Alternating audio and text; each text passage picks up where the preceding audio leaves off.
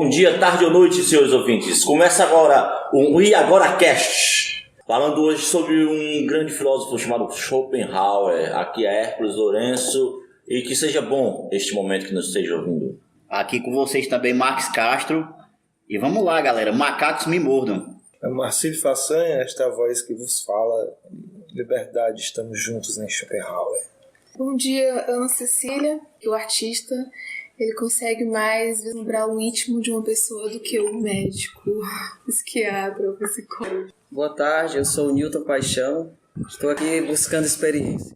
É isso aí, Jonathan Freitas, e vamos pensar um pouco com esse depressivo do século XIX, Schopenhauer. Lá vamos nós.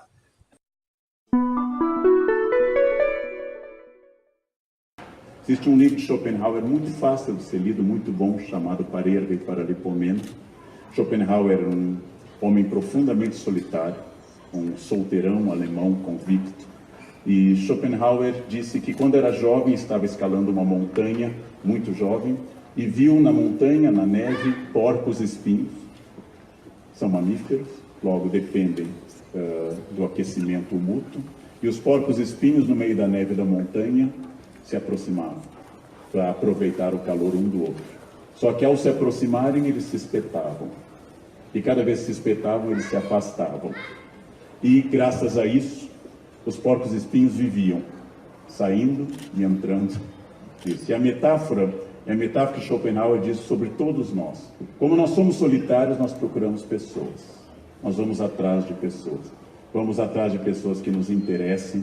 Vamos atrás de pessoas que nos tirem da solidão. Mas conviver com as pessoas é muito difícil.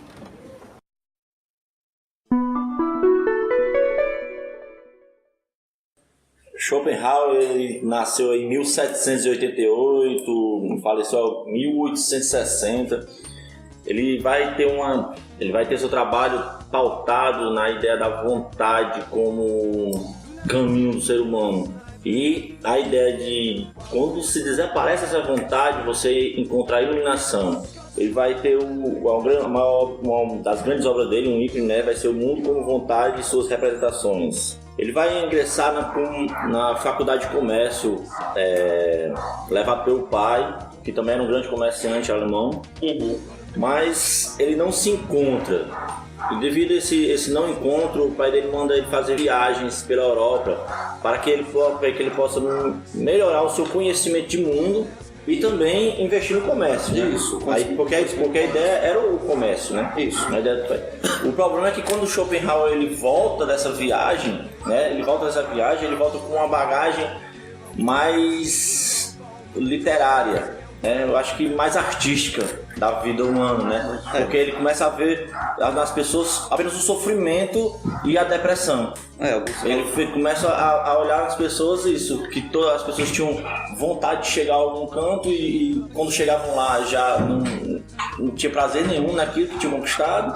E ele começou a olhar isso como eu vou colocar aqui como um passo de vida. Por que acontece isso? Como é que acontece isso? Né? E ele começou a pensar o ser humano a partir desse ponto. O retorno de Schopenhauer, o pai dele veio a falecer, né? E com isso Schopenhauer ele ainda também não se encontrava como um filósofo, né? Por isso ele entrou na artes e depois entrou na medicina. Isso. Cursou o curso de medicina e finalmente ele vai para a filosofia, né? Ele vai para a filosofia onde ele se encontra.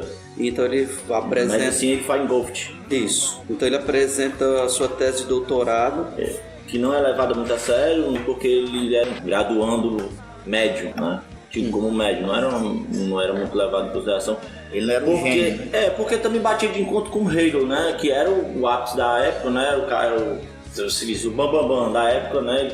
Ele levou isso tão a sério de implicar com Hegel que quis as cadeiras da universidade no mesmo horário do Hegel. Mas isso foi num outro momento, né? Primeiro, porque ele apresentou a sua tese, publicou e tentou vender livros, o que se tornou frustrado porque ele não chegou a vender nem 100 cópias. Não, mas a tese dele também não foi, aceita de modo academicamente, de modo para ele ser nem professor da Durante toda a vida, não aceitaram. Durante toda a vida ele teve frustrações referente às suas obras, porque de verdade ninguém levava a sério, né? Só poucos anos antes da sua morte, já bem no final da 1850. vida, exato, 9 anos antes da morte dele, por aí, é que a crítica começou a ver as obras dele com mais seriedade e até com elogio, porque Hegel já estava decadente, o próprio Kant já não era também tão popular, porque as pessoas estavam buscando outras formas de pensar a sociedade, porque aquela sociedade estava claramente em declínio, né? Então, assim, só depois desses fatos, Schopenhauer, na época e ainda hoje, muitos dizem que ele veio, né, a ser um subproduto de Kant. Muitos dizem que não se pode entender Schopenhauer sem entender Kant primeiro. E eu queria só complementar o que o Hércules Lourenço já havia dito sobre as viagens, né? Ele esteve, de fato, nas partes do mundo assim, mais civilizadas.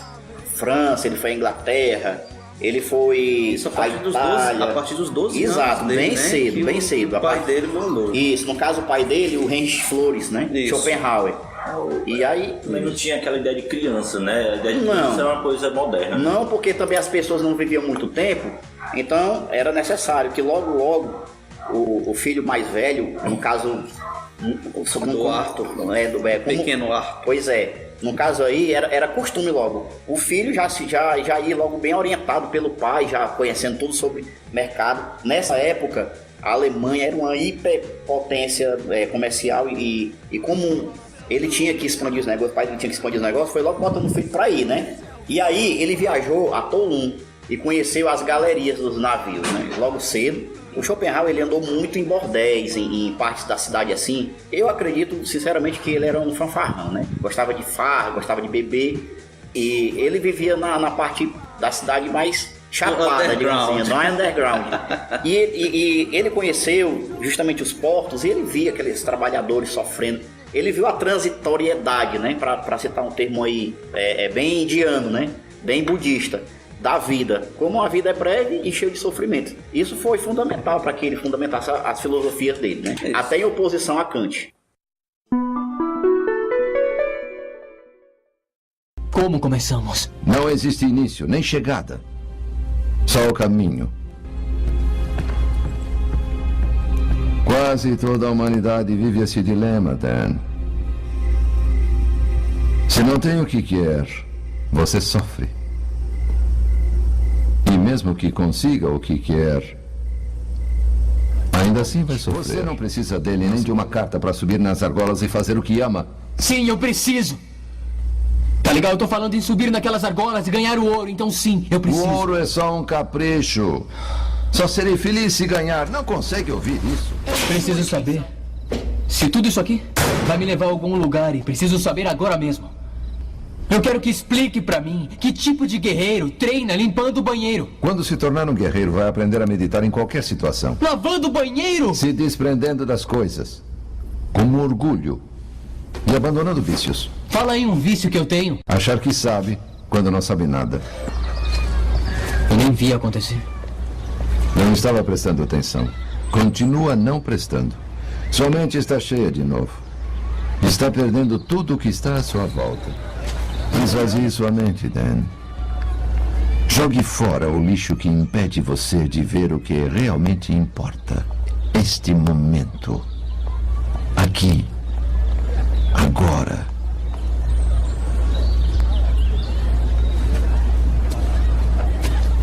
Quando você estiver no aqui e agora, vai ficar impressionado com o que pode fazer e como será bem-sucedido. Nesse momento, no início do século XIX, ele já estava contando por volta de 20 anos, né? E foi o momento em que foi traduzido as publicações dos Vedas, também os grandes escritos do budismo. Na verdade, ele baseou muito da sua filosofia nos Upanishadas, né? Isso, e ele chegou a ler esses livros e, de certa forma, influenciou o seu pensamento. Eu queria só perguntar aos nobres amigos aqui se Schopenhauer ele pode ser enquadrado mais como filósofo ou como um escritor. Muita gente lê Schopenhauer, e a gente pode fazer uma breve pesquisa, muitas pessoas dizem assim, não, ele talvez ele tenha filosofado, mas na verdade ele foi mais escritor. Ele é muito gostoso de ler porque fica muito claro o que ele quer dizer. Isso, né? O que vocês acham? Por que tem que ter essa divisão entre ser filósofo e escritor? Assim, porque... A não ser que você esteja falando do ponto de vista do filósofo acadêmico, né? Porque se for o filósofo grego, tem filósofo que nem escreveu, não tinha nada escrito. Então... Eu acho que o que ele colocou em questão aí é a facilidade com que se consegue adentrar na filosofia, no que ele está querendo passar. Por exemplo, se você for comparar a forma de escrever de Hegel ou mesmo Schopenhauer. Kant é sofrível. É sofrível, Kant. Mas o que é o filósofo? Não aquele que pensa artisticamente, né? Então, por que tem que ser uma leitura difícil? Na verdade, a proposta dele é essa, né? Talvez ele não queira ser tão acadêmico assim.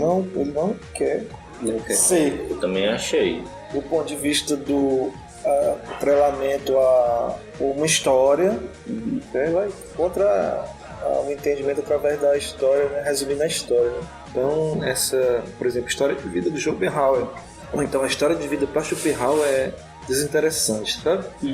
Para ele, né?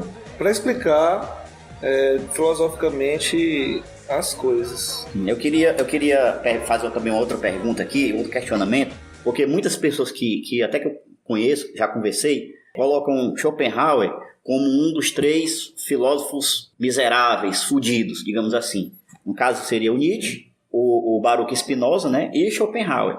Eu queria saber se vocês concordam e, se discordam, digam o motivo por que discordam. Porque ele não, porque ele é fudido, um dos 3 filósofos miseráveis, ou ele não, ele não é um dos 3.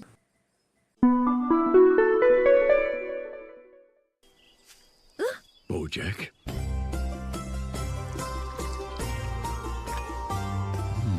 Depois do fracasso do show do BoJack Horseman, fiquei deprimido por muito tempo. Claro, eu escrevi um monte de filmes de sucesso, ganhei muito dinheiro, mas isso não me preencheu. Eu lembro quando ganhei meu Oscar, lá naquele palco, olhando para a estátua, eu pensei, esse era para ser o momento mais feliz da minha vida, e eu nunca me senti mais triste. Por que você tá sóbrio? Porque um Oscar não faz sentido. Nada faz sentido. Eu me dediquei a ajudar os outros. Transformei minha casa numa casa de passagem para viciados problemáticos. Isso ajudou muitos deles, mas outros me escorregaram pelos dedos. Isso também me deu um vazio. Todo mundo estava preocupado com você. Não pode desaparecer assim. Você magoou um monte de gente. Às vezes você precisa assumir a responsabilidade pela sua felicidade. Não acha que isso é um pouco de egoísmo? Não sei o que te dizer. Eu tô feliz pela primeira vez na vida e não vou ficar mal por causa disso. E leva muito tempo pra gente perceber o quanto é infeliz. E mais tempo ainda pra ver que não precisa ser assim. Só depois que você desiste de tudo é que começa a achar um jeito de ser feliz. Em determinado momento, por volta de 1830, ele estava quebrado, sem dinheiro, vivia somente com a pensão deixada pelo pai e morava num pensionato somente para senhoritas idosas, ou seja... Umas coroa, era dita coroa, vai. Então essas senhoras, elas não tinham trabalho, passavam o dia conversando entre elas sobre as possíveis namoradas do Schopenhauer. Ele levava a mulherada lá pro quarto mesmo, né? Então as nossas queridas fofoqueiras de plantão, uma delas, uma costureira, estava na escada falando sobre a vida dele. Né? Ele pegou a Carolina Luiz Marquês, isso, Marquês, um negócio assim, mas... Então ele escutou, entraram numa discussão até que ele, num lance de raiva, deu um empurrão nela. Deu um Dragon Punch na cara dela. Que ela caiu da escada e veio então a fraturar alguns ossos. Por conta disso foi processado e o juiz o condenou a pagar uma pensão para essa senhora até o fim da vida dela. Toda vez, naquele determinado mês do ano ele tinha que pagar cerca de 300 talheres. 300 talheres foi só a multa. Foi a multa logo inicial dos medicamentos. Para pagar médico, né? Isso. Aí 60 talheres anuais. Então toda vez que ele passava aquele determinado momento do ano que tinha que pagar a pensão pelos cuidados dela, ele entrava numa depressão realmente profunda. E ela viveu, viu, histérica, depressão, até dizem que era uma depressão diferente, que ele realmente chegava a gritar, a chorar. E ela viveu, viu, Chá? Porque ela não morreu logo, não. Ele passou 20 anos ainda pagando essa. Tá legal? Eu estraguei tudo, eu sei que estraguei, eu não sei porquê. Ótimo, claro, lá vem ele. Não pode continuar fazendo isso. Não pode continuar fazendo merda e se sentindo mal como se resolvesse alguma coisa. Você tem que ser melhor que isso. Entendeu? Melhor que isso. Eu sei, e sinto muito, tá legal? Eu estava bêbado e com toda aquela pressão da campanha do Oscar. Mas agora isso acabou. Eu sei que... Não, Bojack, pode parar aí. Você que é o que há de errado com você. Não é o álcool, nem as drogas. Nem nenhuma das merdas que aconteceram na sua carreira. Nem quando você era criança. É você. Entendeu? É você.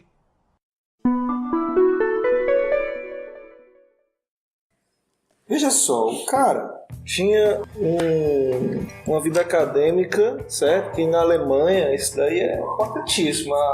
Você que chegasse a um professor universitário na Alemanha não é pouca coisa não, sabe?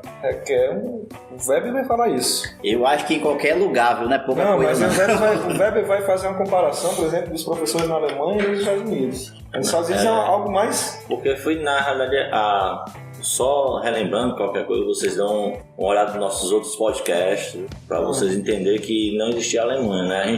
A gente situa a Alemanha por causa de uma necessidade de geolocalização. Geolocalização. Não existia a Alemanha, existia um monte de principados, existia um Kaiser que tentava reunir esse povo aí, mas não... Naquela região ali. Naquela região nessa época que Napoleão tava bombando, né? A bagunça era grande. A bagunça era grande.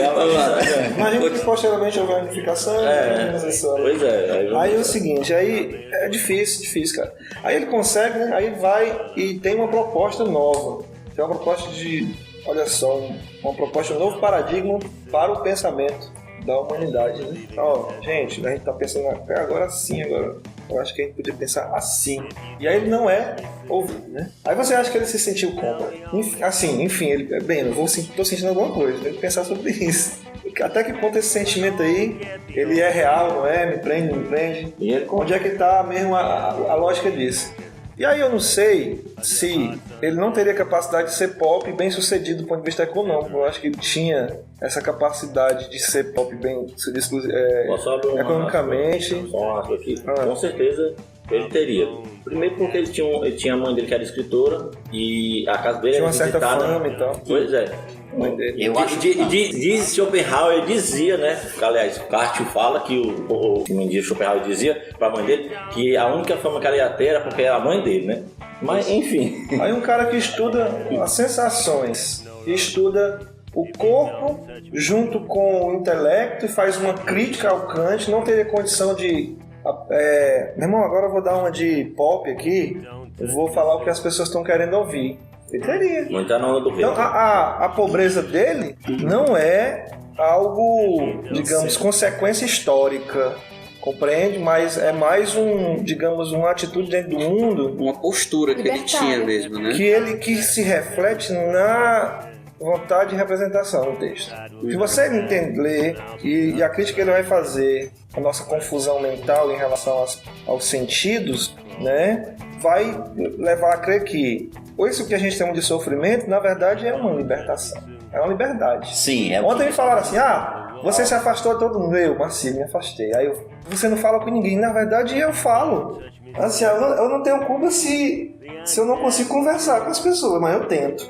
Eu queria só acrescentar... Assim como isso também. Eu queria só acrescentar, no caso aí, a mãe dele era até bem frequentado o salão dela, que nessa época a pessoa tinha salão, né? Exatamente. Era a Johanna, isso, se eu não me engano, né? Johanna Schopenhauer. Então, assim, O que estamos esquecendo aqui é que ele era um cara que ele não gozava de um bom relacionamento com ninguém. Nem com a família. Nem com a família, porque ele era chato pra cacete. Era um cara desagradável.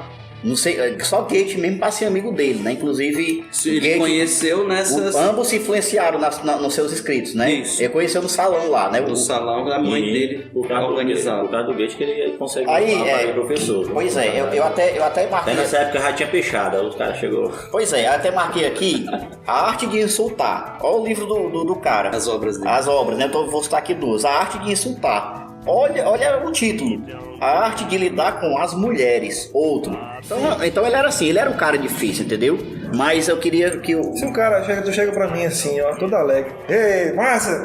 Irmão, eu vou ali ver o fulano tocando, ó. Porque é massa. Aí tu morre de alegre, né? Aí o Schopenhauer, por que tu vai fazer isso? Aí corta o teu barato.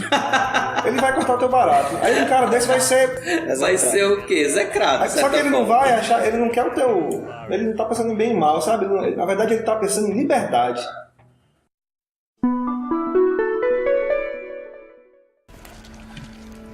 O que é isso? Você sabe o que são. As injeções amenizam as convulsões. Os comprimidos não deixam acontecer.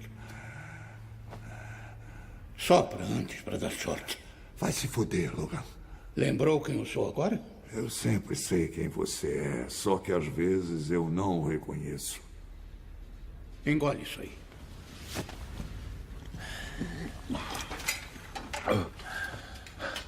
Você me deixa sozinho com aquele albino. Ele não me obedece. Eu conheço uma especiação quando vejo uma. Uma quê? Especiação. Novos mutantes, são jovens.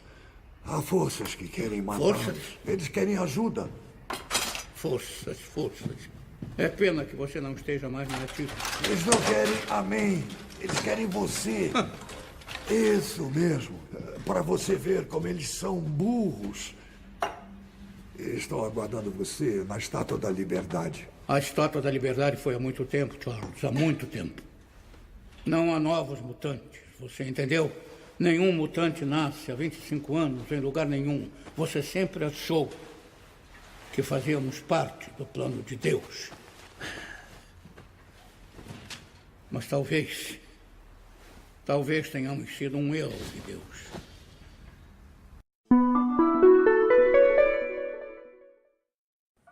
O assustador é quando eu tenho um amigo schopenhaueriano. O legal é quando vocês dois falam aí, eu me lembro da aula que o Schopenhauer vai fazer, né? Aí ele coloca lá a tese dele, que vai ensinar na vai ser justamente o ensino do mundo e o espírito humano, que era para justamente falar o ensino do mundo empírico do Hegel lá, né? Aí ele bota o ensino do mundo e o espírito humano. O espírito e o ser, né? E o tempo do aí Hegel. ele vai justamente pegar a ideia contrapor diretamente. Não, e pior que no mesmo horário, né, bicho? Mesmo horário, sem estratégia, realmente ele vai tentar bater de frente com o professor mais reconhecido da faculdade, da Universidade de Berlim. Eu gostaria de falar, assim, esses filósofos, né, como Hegel, Kant, né, que são filósofos que a gente poderia chamar de filósofos do iluminismo, né? Por quê? Porque eles vão centrar na razão. Esses filósofos, eles, de certa forma, eles legitimam a sociedade que estava surgindo, né? Assim como o Locke, o Rousseau, de certa forma, né? O Montesquieu, que são filósofos iluministas, eles estão legitimando. E o pensamento do Schopenhauer, né, ele é um pensamento que não vai nessa linha. Que vai mais para metafísica, vai trabalhar mais de outra forma. É aí que pega, aí onde ele... Eu acho que ele vai fazer uma crítica à razão. Exatamente. E aí que ele está maldito. Mas aí esse tipo de pensamento filosófico já é antigo. Isso aí já está nos gregos antigos, digamos que... Mas é que vai criticar também o Bobo Alegre. Peraí. Olha só, os cínicos, por exemplo, né? Tem aquela sociedade lá do status, né? Da sociedade grega, né? Que Platão legitima de certa forma, né? E o cínico ele vem e vai viver no barril. Como filósofo na época era reconhecido e valorizado, ele é reconhecido como uma espécie de etos filosófico, modo de ser dele no mundo, né? Mas ele era execrado pela sociedade, ele vivia num barril, né? E essa forma dele viver era nada mais nada menos que o pensamento dele vivo, filosófico, certo? E esse pensamento ia de contra uma moral do eu, do status, da sociedade status quo, né? E eu acho que nesse sentido, assim, que nós deveríamos ver o Schopenhauer, né? E entender sobre o... que é um pensamento livre, que não está submetido a uma estrutura, né, social do status. E entender sobre a classificação do maldito, né? Não, que pelo que eu vejo como maldito vai por essa linha. Vai por essa linha. Entendendo? Assim. Muito bem. Justamente por isso, né, cara? Porque ele não comungava com as ideias, expunha, né? E, de acordo com o que era colocado, a galera se revoltava com ele. Tanto no sentido acadêmico como no sentido filosófico, ele não era não era visto com bons olhos. Né? Ele não legitima o capitalismo, assim, a sociedade estava surgindo. Ele vai para outro lado, né? Ele não é olhado pela ótica das necessidades básicas humanas, né? Ele é olhado pela ótica do que ele escreve, daquilo que ele diz, né? Que vai contrário a tudo que está posto. Mas depois vem uma certa fama, ele não morre. Não. Graças a um certo declínio, né? Porque teve que alguém... Do Hegel, do Kant. E não é nem que aquilo seja ruim, não é nem que a sociedade entendeu, não. A sociedade simplesmente entendeu como mais do mesmo, precisando de alguma coisa nova. Não é nem que ele... Entendeu? Eu acredito que não, assim, tipo, em 1830 ele pega e escreve a sua principal obra, O Mundo como Vontade e Representação. Essa obra não chega a vender nem 100 exemplares.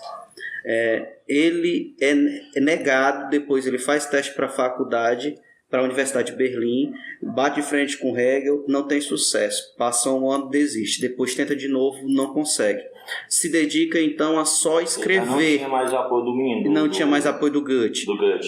Então ele continua escrevendo sozinho com a pensãozinha mirrada do pai, que já tinha falecido, a mãe dele estava se afastando, não tinha relação boa com amigos, não tinha relação com família, vivia somente dessa pensão, tinha que pagar a senhora que ele tinha derrubado, acidentado, enfim, não estava legal. Quando foi em 1851, ele já tem escrito a segunda obra, segundo volume dessa obra dele, e escreve um livro que tem aforismas, tem o pensamento da principal obra dele, só que em aforismas, numa linguagem coloquial, popular. Ele decidiu, quase 9 anos antes da morte dele, queria escrever de forma acessível o que ele já havia pensado. E foi o momento que ele escreve como é o nome do livro, Etos?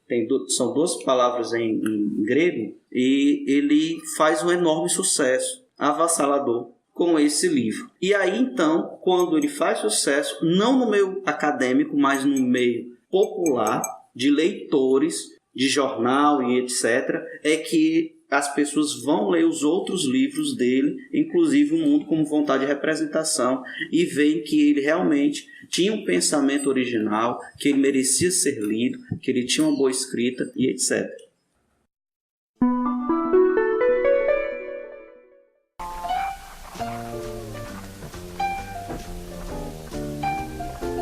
O que é isso? É só um desenho de um homem a cavalo que eu fiz. Ai, adoro desenhos de cavalos. Posso ficar com ele, Charlie Brown? Posso levar pra pendurar na minha parede? Eu acho que sim. Se acha que é bom o suficiente. E que tal um autógrafo? Você assina? Você põe o seu nome nele? Tá bom. E o que eu devo fazer? Eu assino meu nome ou o quê? Você ia mesmo fazer isso, não ia? Ai, você pensou que eu queria pendurar esse desenho idiota na minha parede? E ainda achou que eu queria que eu assinasse? Eu não aguento. Eu preciso ver minha analista. Não vai pro seu consultório de análise hoje? Eu estou com um problema. Desculpe, hoje é meu dia de folga. Vai ver meu assistente. Ajuda psiquiátrica 5 centavos, atendimento imediato. O meu maior problema é a minha insegurança. Eu acho que eu não sou capaz de... Mas que porcaria de assistente você arrumou? Ele dormiu enquanto eu estava falando. É mesmo? Puxa, desculpa. Te peço perdão. Talvez possa ajudar. Qual o seu problema? Bom, eu tava contando pra ele o meu sentimento de insegurança e...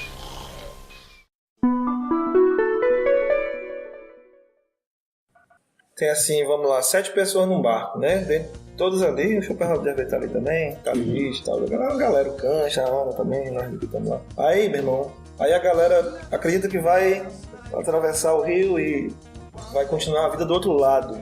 E essas pessoas são apegadas às suas objetividades, às suas, né?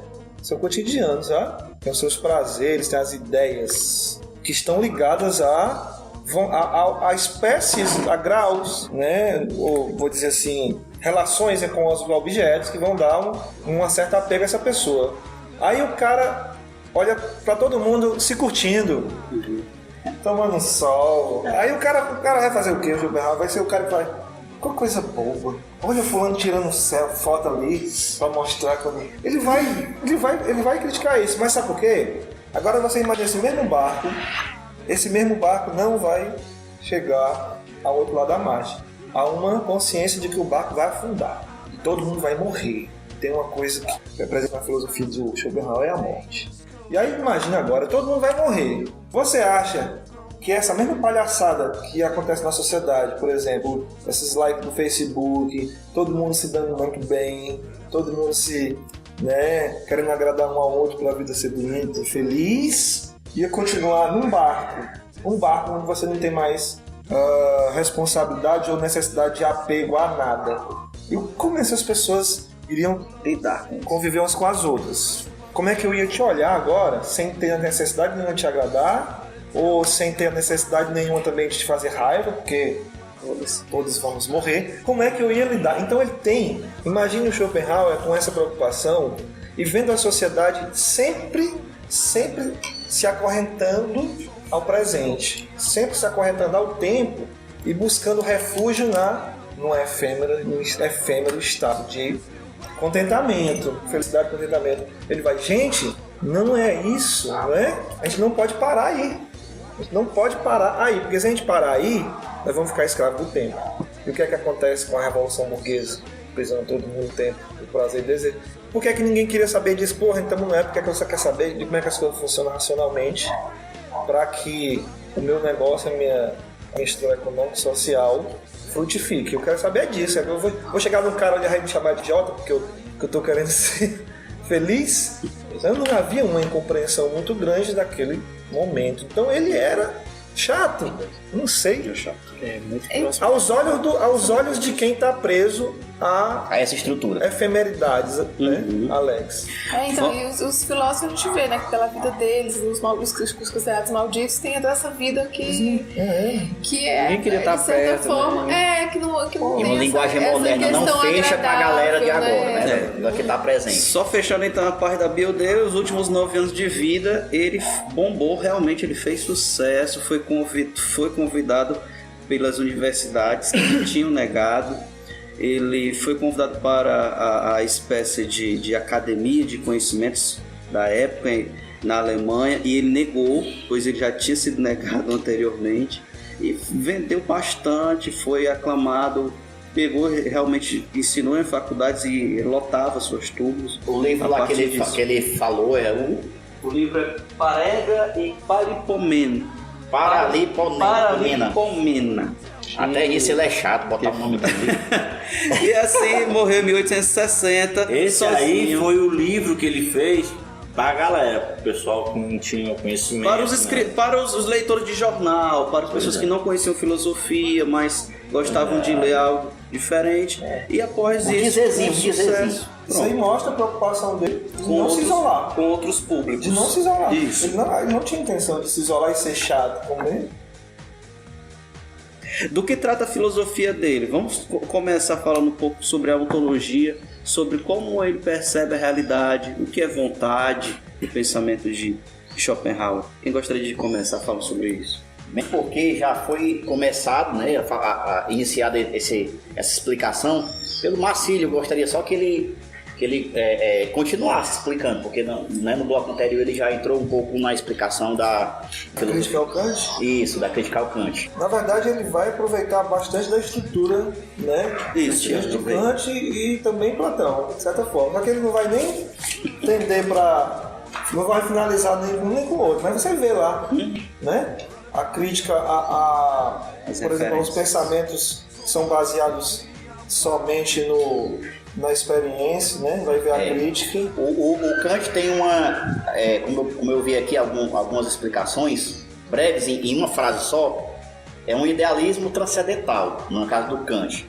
Aí vai ser contraposto pelo Arthur Schopenhauer como no caso de Schopenhauer, né? Um metafísico ateu e ético, né? Ou pessimista filosófico, influenciado também, né, pelos textos dos Upanishads, né, ou das Upanishads, como você preferir.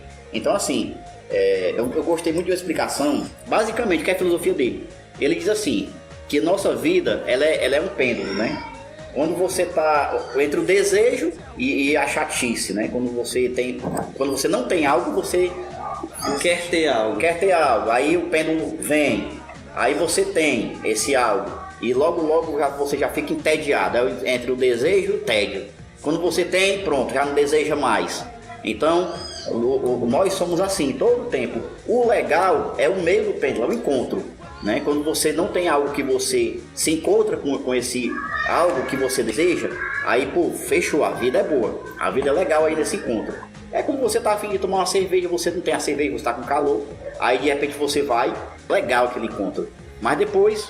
aí já chega um momento complicado aí, certo? Porque a vida não para, né? Exato. A vida não para. Então você assim... Não você adora assim. Olha só, você adora cachaça, aí vamos lá. Você adora cachaça. Aí de repente, você compreende, a partir de Schopenhauer, que o seu pensamento é levado pelo seu querer, por essa vontade. Você está preso à sua vontade. Então toda a sua filosofia tende a partir desse princípio do seu atrelamento àquele objeto do desejo, da experiência, do desejo sensível. Pois é, então aí só que aí ele vai fazer essa crítica aí. Você então não está pensando de forma livre, né? Porque você gosta o seu querer está levando aquilo ali, certo? Agora, você sabe realmente o que é a cachaça? Isso, Você sabe o que é a cachaça, então você vai ter que se desapegar do seu querer. Sim. Aí quando você desapega desse querer, aí você já percebe outro querer. Sabe? Não há uma hierarquia de quereres, mas há quereres menos presos do que outros. Sobre aquilo que se quer. A crítica sobre aquilo que se quer. Mas também você não chegará como Platão, a ideia de que existe uma ideia que está parada no tempo que nós vamos apenas chegar até ela, não. Porque aí tem um negócio massa dele. Porque na realidade nossa cabeça não é. A grande experiência do Schopenhauer, que ele traz com a ideia da vontade, é você olhar a coisa pela coisa. Você não vai ser mais você vai sentir ela, a teoria do olho do mundo. Você vai olhar pelo olho do mundo, pelo olho da coisa. Mas a coisa, veja só, a coisa ela não é diferente, ela não está, como é que eu posso dizer, como um objeto da experiência, certo? Sem ela...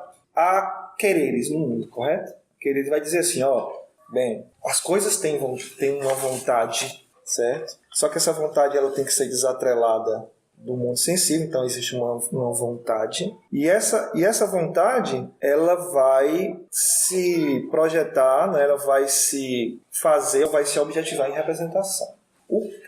Ele vai criticar Platão quando vai dizer que existe uma ideia essencial que vai guiar, né, o pensamento até lá. E não, o querer. A proximidade dele com Nietzsche é o querer. Assim. Certo? Só que esse querer, ele é um querer que passa pelo sofrimento. Mas esse sofrimento, essa dor, ela não é algo negativo em Schopenhauer. Na verdade, esse querer, esse sofrimento, é simplesmente o fato de você se desapegar. É o ascetismo que vai fazer você sofrer. É uma chupeta que você não vai poder, que não vai mais chupar mais. Aí você se desapegar, você é livre das chupetas. Aí você não tá mais... dentro da ética de Schopenhauer. Quando você ficar... Porque o sofrimento... Aí você tá falando dentro da ética de Schopenhauer. Mas a ideia do sofrimento contínuo é normal, que o ser humano vai procurando que vai sofrendo. Mas não vai se iluminar a partir desse ponto. Ele vai se iluminar a partir você do não ponto. Sofre ele vai trazer mais. quando ele parte que ele não sofre mais. Você acaba o relacionamento e você sofre. Mas aí você percebe uma coisa que você não tinha percebido. Bem, ela tem um corpo, tem um querer, ela tem uma vontade, certo? Que eu estou apegado a uma ideia inadequada naquele momento sobre aquela pessoa. Estava apegado aos meus desejos, aos meus impulsos, eu não preparei o desapego. Quando você prepara o desapego em relação àquela pessoa, aí você começa a se aproximar do mundo da compreensão das vontades.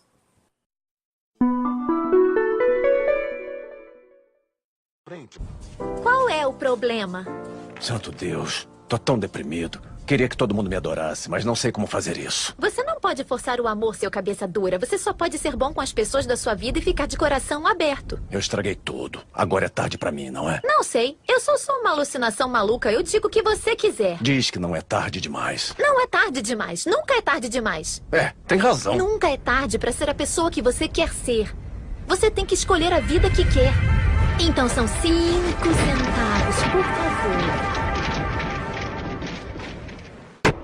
Bicho, ninguém completa ninguém. Isso não é real. Se tiver sorte de achar alguém que consiga tolerar um pouquinho, agarra firme e não deixa fugir, custe o que custar. Então quer dizer que eu devo me contentar? Isso, obrigado, exatamente, se contentar. Porque senão vai ficar mais velha, mais insensível e mais sozinha. E vai fazer tudo o que puder para preencher esse buraco com amigos, com a carreira e com sexo sem sentido. Mas o buraco não tem fundo. E um dia você vai perceber que todo mundo ama você, mas ninguém gosta de você. E esse é o sentimento mais solitário do mundo.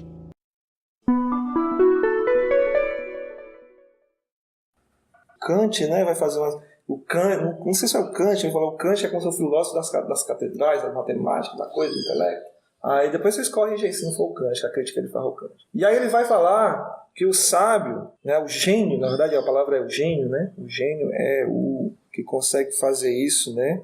Com a arte, é a arte. Não é sair por aí pintando, não. É pensando na coisa em si, que produz sensações livres e percepções livres em você. Ou você chora por chorar, você vai rir por rir, e você vai chegar às coisas em si.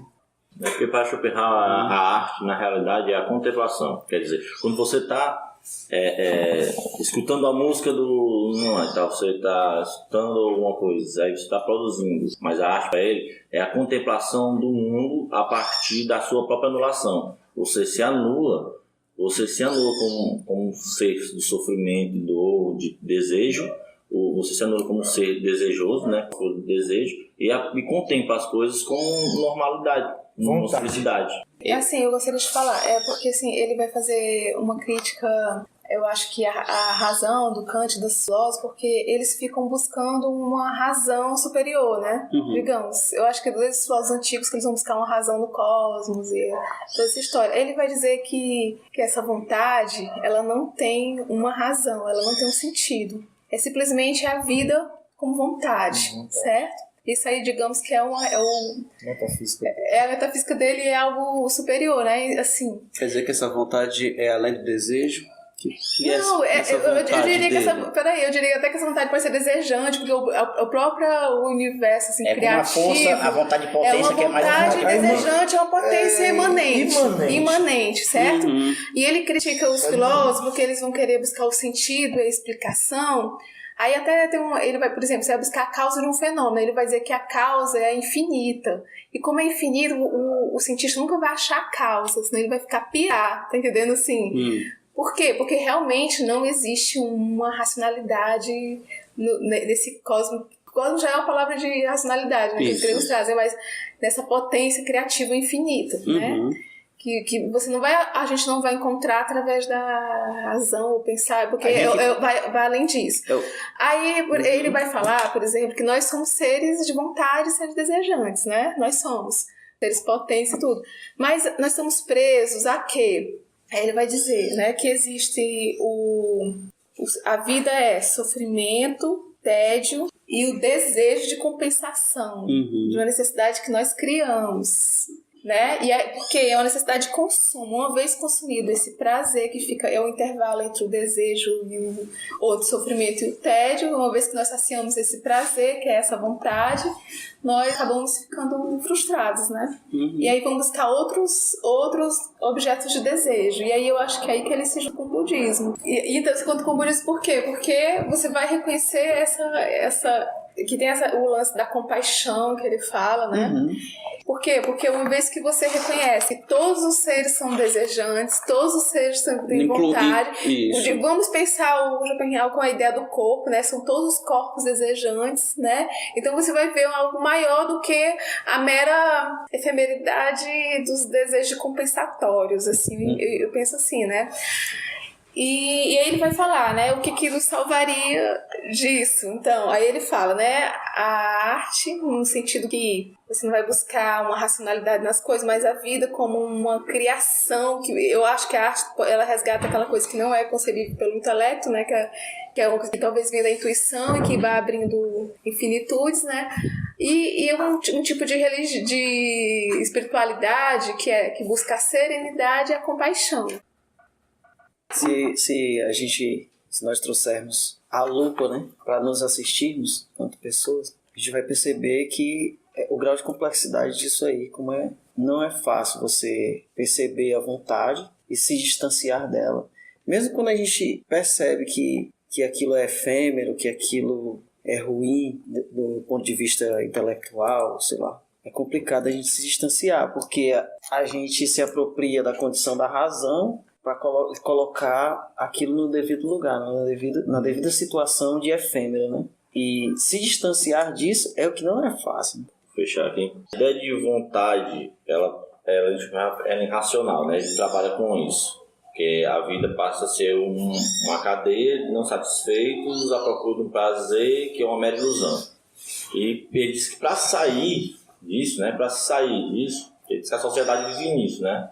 Nessa cadeia de prazeres que na realidade é mera ilusão. Só o cachorro procurando a roda, né? Pediu no carro, é isso? E aí ele fala sobre da estética, né? Que é através da arte, usando a contemplação como sonho, que vê o mundo através dele próprio.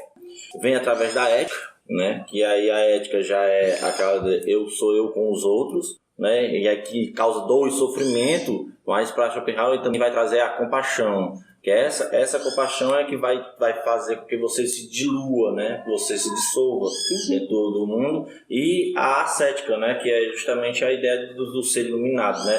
De você se desapegar totalmente do material, né? Do concreto, se você desapegar do empirismo em si, e vai ter com isso a indiferença, que vai ser o fim do desejo. Era só essa divisão que eu queria fazer. A gente falou tudo junto, né? E o massa é esse mesmo. Não houve a divisão, né? Eu só... É isso mesmo. Vamos lá. Vamos para o próximo. Qual sua contribuição?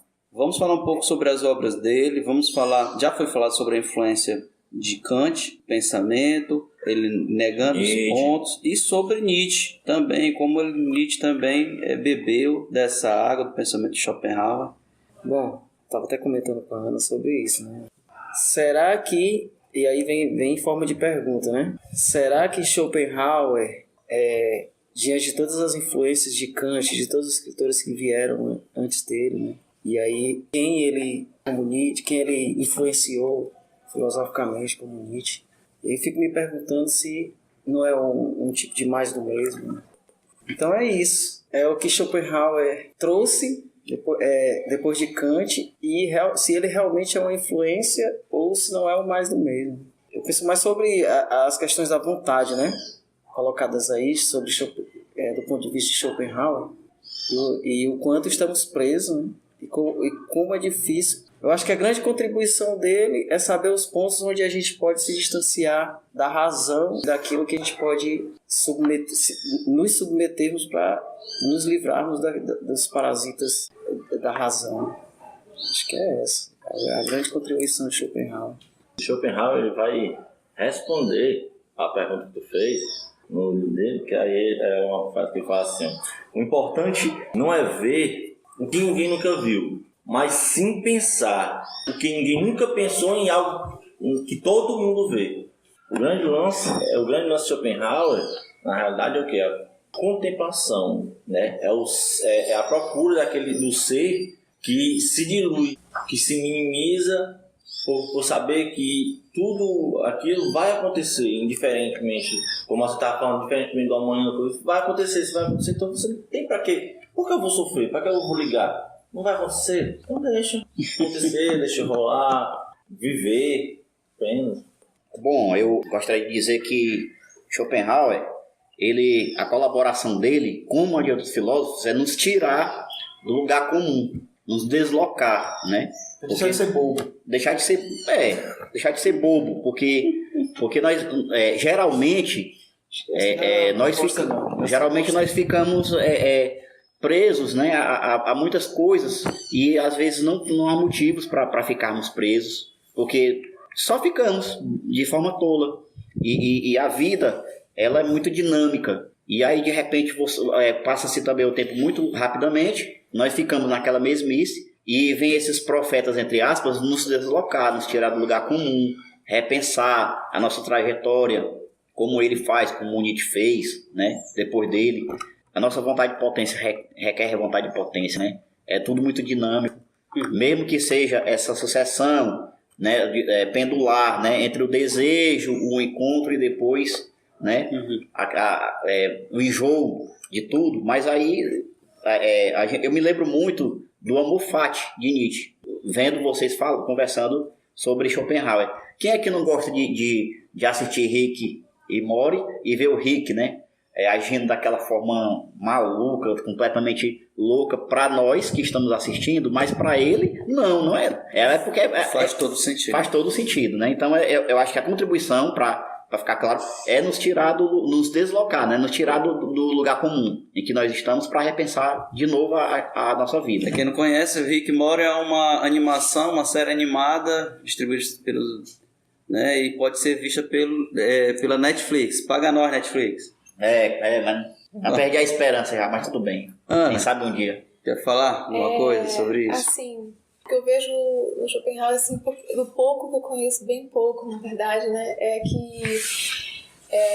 porque esses filósofos que antecedem a ele, né, eles são muito pautados mesmo no racionalismo, na questão do abstrato, tudo, né. Eu vejo que os filósofos antigos gregos, por exemplo, eles estão muito pautados assim, num tipo de pensamento que está ligado com a ideia que tem uma junção, de certa forma, que bebe também no pensamento oriental, que mescla isso, Sim. né? Aí eu vejo no Schopenhauer uma espécie de trazer isso. Pro Ocidente. O pensamento dele tem isso, Sim. só que ele criou um outro pensamento. A partir disso, ele criou um pensamento, Sim. né? Aí esse ser que ele não... Eu não vejo como uma pessoa sem desejo nem minimizado, sabe, assim... Eu falo isso, assim, ele é um ser que... Então, o que eu vejo como essa retomada, né, talvez dos antigos, assim, é essa questão do pensamento da imanência, né? Primeiro, a imanência, né? E segundo, é você ver as coisas como corpos. Uhum. Como eu já falei anteriormente, eu tinha falado sobre isso, os estoicos vão ver tudo como corpos que afetam outros corpos, né? E todos esses corpos têm a sua potência. Ele vai falar que um pensamento, os estoicos pensam que o pensamento é um corpo, né? E aí, nesse sentido da imanência dos corpos, né, eu vejo que o Schopenhauer, ele traz isso, é uma linha de pensamento, assim, né? Que ele criou, né? Ele recriou a partir já do pensamento tanto oriental como dos gregos antigos, e ele trouxe para o Ocidente já fazendo uma crítica aos racionalistas, né, o pensamento abstrato, né, assim, já que é um pensamento da imanência dos corpos. É isso que eu... beleza. Vou fazer uma pergunta aqui. Nilton, como é que você vê essa vontade de potência em Nietzsche? É uma herança direta do pensamento da vontade de Schopenhauer? O que você acha? Pois é, aí é que tá, né? A vontade de potência em Nietzsche e a vontade de Schopenhauer. A vontade de Schopenhauer, aliás, a filosofia de modo geral, só contrapondo aqui ao que o Marx falou, eu não acredito que era para nos tirar do lugar comum. Eu acho que é mais a necessidade de mostrar que aquilo existe do ponto de vista filosófico. só para mostrar mesmo, só para ilustrar. E não pense que, do ponto de vista do Schopenhauer e do Nietzsche, são muito diferentes, não. Né? Eu penso que o Nietzsche, devido à grande influência que ele tem das leituras de Schopenhauer, tentou maquiar aquilo que Schopenhauer dizia. Mas aí vocês podem aí falar sobre isso também. Eu acho que a vontade de potência de Nietzsche não é irracional. E a vontade em Schopenhauer é irracional. É uma força, uma essência é uma do mundo, essência do mundo para construir. E uma essência de racionalidade, inclusive. Porque ele vai até falar que está nos animais, nas plantas, enquanto que a vontade de potência do Nietzsche não. Está vinculada ao ser humano. E ela passa a ser racional no momento que você procura ela. A racionalidade na vontade de potência. A racionalidade na vontade de potência. Existe uma racionalidade no momento que você procura ela. Já em Schopenhauer, não. É uma coisa inerente da vida, essa vontade.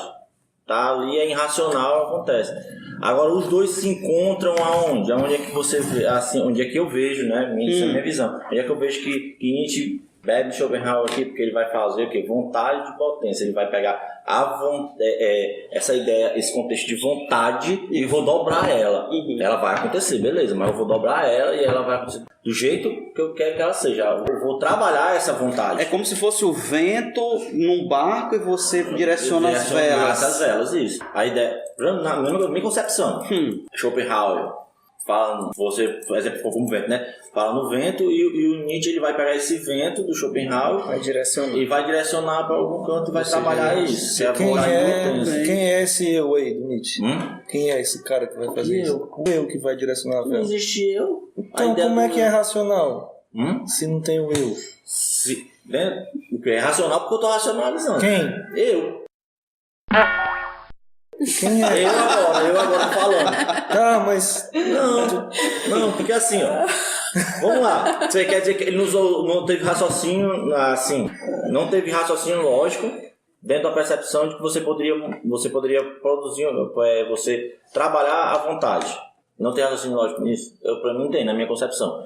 Eu não me unindo para tudo que não tem a racionalidade, porque no momento que você está conversando, você está falando, você está escrevendo, você está usando um tipo de... Mas a lógica... Nietzsche também tinha um pensamento muito... A lógica, veja só, na questão da arte também, né? Como tem lógica, você tem a lógica, ela vai te dar uma direção e ela vai acabar caindo na armadilha do qual é o mais adequado. Isso é um problema, Nietzsche, que vai separar justamente ele de Spinoza. Mas separando os dois, assim, separando não. Do Nietzsche e Schopenhauer? O Nietzsche e Schopenhauer. Eu acho que... Eu vejo assim, a diferença dessa vontade que está em Schopenhauer e a vontade de potência que Nietzsche escreve. O Nietzsche não vai considerar os desejos, esses desejos mesmo, sabe? Que o Schopenhauer vai criticar, mas digamos que alguém considere que o Schopenhauer vai colocar os desejos como prisões, certo? Para a gente conhecer a coisa em si. E o Nietzsche não. O Nietzsche não vai colocar os desejos como prisões para conhecer a coisa. Porém, também não é uma coisa, um niilismo, como muita gente vai falar do Nietzsche. O niilista pode tudo, que não mata engorda, então eu posso fazer tudo. Mas não é por aí. Quando o Nietzsche vai e fala da elevação, né? Você vai se tornar alguém além de si mesmo, você vai sair de um estado de... Como é que eu posso dizer? Sujeição, né? Vai sair dos grilhões da sujeição. Porém, a partir de uma compreensão do seu próprio corpo como um corpo desejante. E criativo.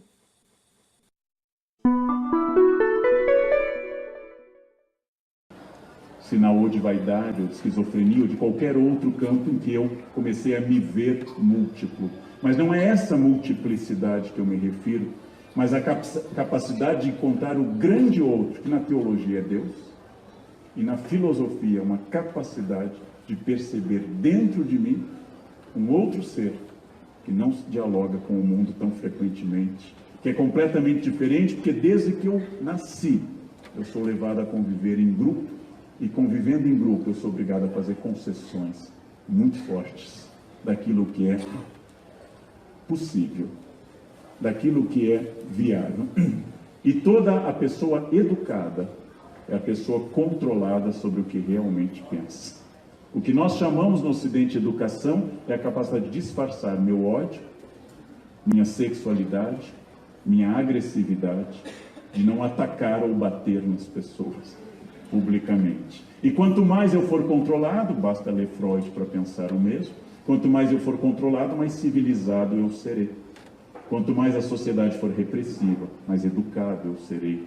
E ao mesmo tempo, viverei mais essa casca de nós, para me refugiar na casca em nós, na casca dura da minha própria consciência.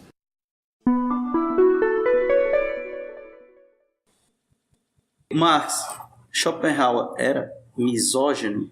É muito complicada essa resposta, porque não é simples. Assim, nós temos que levar em conta a época que ele viveu, né? O contexto todinho histórico, né? Sim ou não? Entretanto, existem algumas obras de outros escritores primeiro que ele nega. misógino. Exatamente, Schopenhauer não falando. É o que diabo é Tem que levar em misógino? consideração o tempo, não. Ou é misógino ou não é. Na minha opinião, não. Pronto. Por quê? Ana? Por que vocês querem falar assim? Porque você representa feminina. Porque eles querem o ser, eles não querem o poder. Então, Só porque ele empurrou a mulher da escada. Ele é... Só por Mas eu continuo com a pergunta, o que é misógino? Sim. Do ponto de vista filosófico, não. Não tem como, não cabe.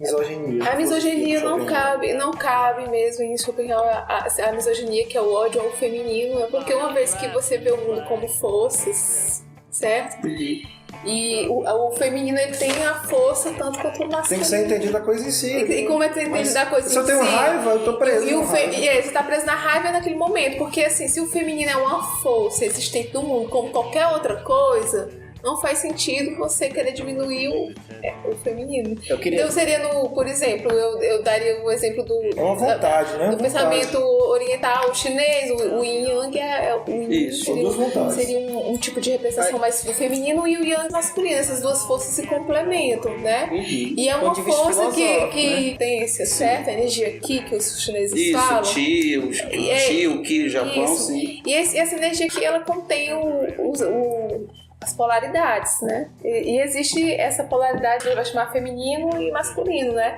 Então, assim, se você vai nessa linha, né, não faz sentido você querer diminuir o feminino, dizer que realmente as mulheres são inferiores, que isso é ridículo, assim, entendeu? Na verdade, ele falou... do ponto de vista filosófico, não. Porque ele tem um livro escrito, né? Sim, ele escreve no livro... Qual livro?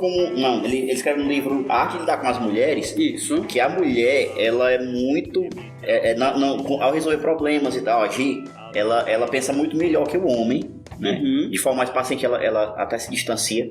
E ele também falou que as mulheres, elas iriam ultrapassar os homens. Ele falou lá em muitas coisas, quando elas se doam muito mais, de forma, elas se entregam melhor a atividades, né? Então, assim, ele falou isso quando na época não era comum, era impensável. Eu só gostaria, por exemplo... Daí a frase que diz que as mulheres são seres de cabelos longos e ideias curtas. Peraí, só uma Eu acho que do ponto de vista pessoal... Entraríamos numa discussão muito longa aqui, mas rapidamente, assim, todas as pessoas têm energia yin e yang, certo? Isso. A energia yin tem umas características, a yang tem outras, né? Talvez o feminino, ele digamos que o yin seja uma energia muito voltada para a razão, entendeu? Seria talvez um campo mais da intuição. Digamos, eu tô dando... Se há essa questão de atrelar o gênero ao comportamento, né, seria preconceituoso, né? Mas de tudo é preconceituoso, assim. Eu acho que se ele fica escrevendo e falando assim... Porém, acho que sim, entendeu? Porém, veja só, né, são... talvez nesse caso a filosofia não tem gênero, né? Se você for comparar com a vontade de representação, não faz sentido. A filosofia não tem gênero, né? Outra pergunta aqui, Marx. Schopenhauer ele escreveu uma obra chamada A Arte de Insultar, em que ele vai tratar a respeito da retórica e alguns comentam, alguns pensadores pós Schopenhauer comentam que seria uma crítica até ao pensamento aristotélico sobre a dialética, sobre o que você acha disso? Você acha que seria uma obra interessante, que daria para ser utilizada numa conversa, um diálogo. Parece louco, mas eu acho que é uma veia cômica do Schopenhauer, só pode ser. Uma veia cômica, porque é um livro divertido de ler, fez sucesso porque é divertido, entendeu? Olha o título, A Arte de Insultar. Mas aí, não acho que seja assim uma obra fundamental. Entendeu? Seria uma crítica retórica, clássica? Talvez, sim. Uma crítica de forma... Uma crítica cômica. Uma veia cômica de Schopenhauer, né? Eu acho que sim. Então, aí como eu posso falar do que as minhas leituras, do que eu já vi, né? E como eu li algumas coisas sobre os gregos antigos, os gregos, e até o Foucault vai trazer isso, né? Que ele vai trazer a questão da retórica e da parresia. Não sei se você já ouviu falar, parresia o termo, né? Aí a retórica é sempre a arte de... digamos que você vai usar um pensamento para dominar o outro a fim de que ele aceite a sua ideia. Está ligado a uma vaidade e também está ligado a um sentido de agradar, né? É um tipo de dominação, certo? E a parresia, diferente da retórica, é aquilo que vai empoderar os sujeitos. E para empoderar os sujeitos, você não está ligado a um discurso de dominação, nem de aceitação, certo? E que você vai fazer com que a pessoa, você vai desencadear um mecanismo de crítica do indivíduo sobre si mesmo, certo? Então a parresia ela não agrada, tá entendendo? Ela não vem para agradar, e aí o Foucault vai falar, ele vai vir para dizer a verdade. O cínico, quando ele vai falar, ele não fica agradando ninguém, não. Ele vem para dizer a verdade. Ele vai falar as verdades das pessoas, desmascarando, né, a vida social, uma forma de desmascaramento daquele status de vaidade da sociedade. Né? É uma forma de tirar as máscaras. Aí, nesse sentido, aquele que se propõe a falar a verdade é insultado. E ele insulta, né?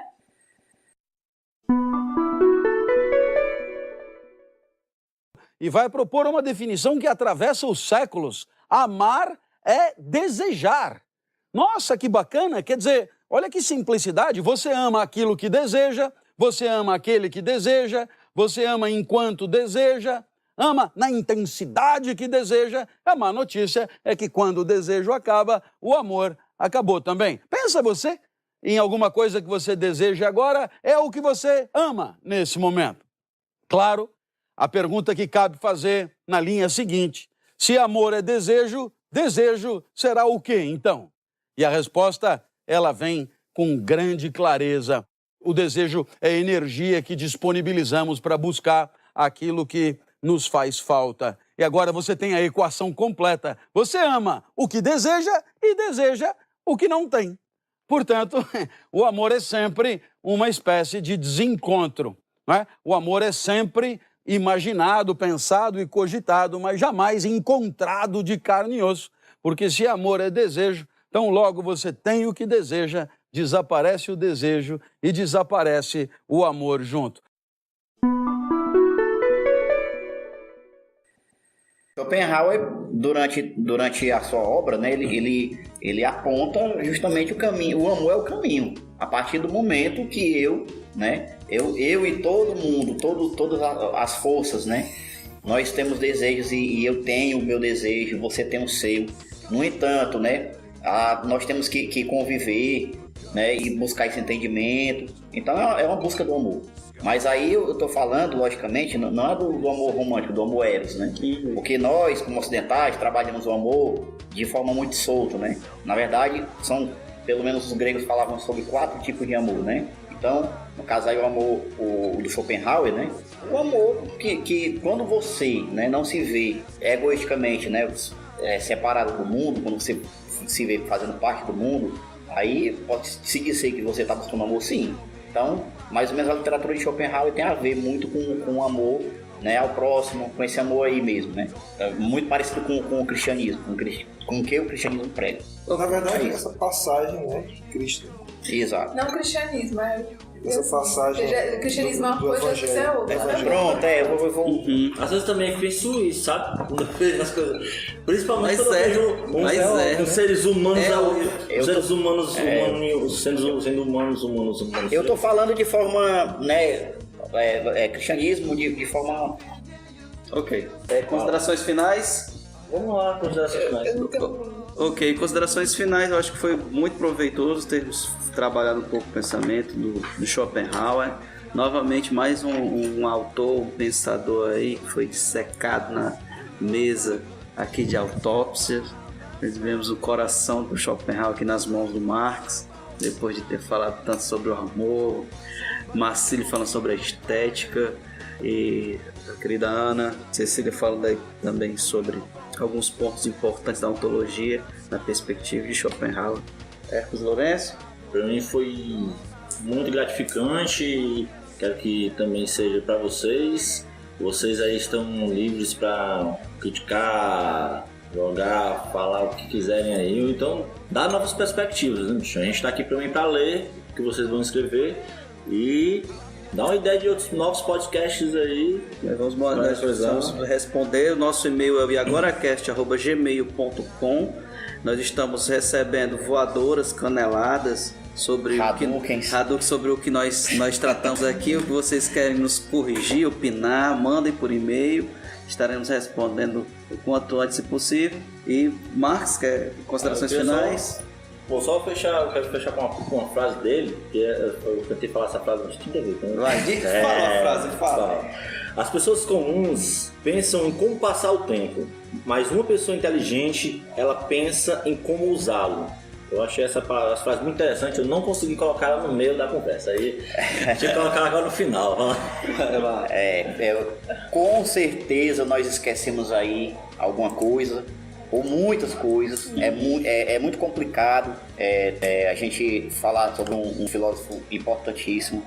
Então, assim, com certeza a gente esqueceu várias coisas, e todo mundo falando tudo, mas eu gostaria de dizer para vocês que, né, tentamos, né, fazer aqui o nosso melhor.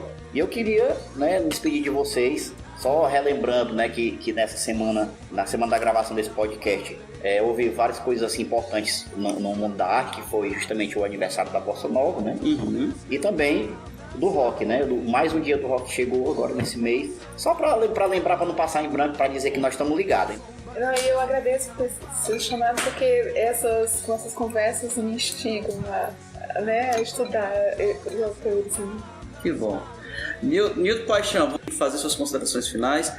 E assim, as considerações finais aqui, que eu devo agradecer, porque eu vim aqui mais com o intuito de aprender, né? Tenho aprendido bastante coisa, não sei nem se as coisas são verdadeiras e o que é verdade, mas agradeço mesmo assim. Ok, gente, obrigado, um grande abraço e até a próxima.